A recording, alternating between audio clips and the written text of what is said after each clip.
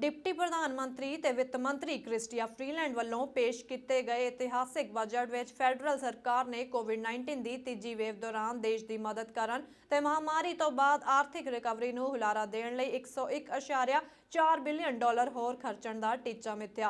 पेश किए गए फेडरल बजट विच फेडरल लिबरलां ने कैनेडियन अर्थचारे दे पुनर्निर्माण विच सारे कैनेडियनां नूं नाल लैके तुरन दा फैसला किया। इस दौरान पैंडेमिक बिजनेस ते हैल्थ सपोर्ट विच वाधे दे नाल कौमी चाइल्ड केयर प्लान लई 30 बिलियन डॉलर देण, फेडरल पद्धर ते घट्टों घट्ट उजरतां विच वाधे, ग्रीन निवेश विच 17.6 बिलियन डॉलर देण दा वादा भी कीता। So Donna, I worry about everything. I think that's my job as finance minister. That $354 billion deficit from last year, 2020, 2021, actually is lower than what we forecast.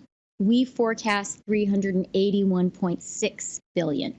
So, that is serious, but I think it's important to point out to Canadians that it's less than we provisioned for. I think the other thing I would really point out is our spending is necessary and it's also reasonable and sustainable. Over the 5 years that this budget forecasts, we have a declining debt to GDP ratio. We have at the end of the forecast horizon, that's 25-26, we have debt to GDP going down to 49.2%, and we have a deficit of 1.1%. So, this is the deepest recession since the Great Depression. It has cost money to support Canadians and Canadian businesses to get through it, but we can afford it. This is sustainable, and we're going to come roaring back. Yeah, they should expect it 5 years from now. That's what we promised. That is what we're going to deliver.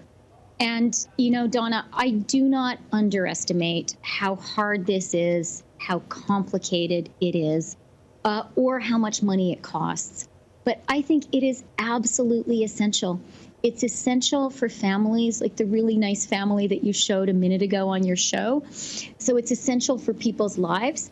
But you know what? We really need this to drive economic growth.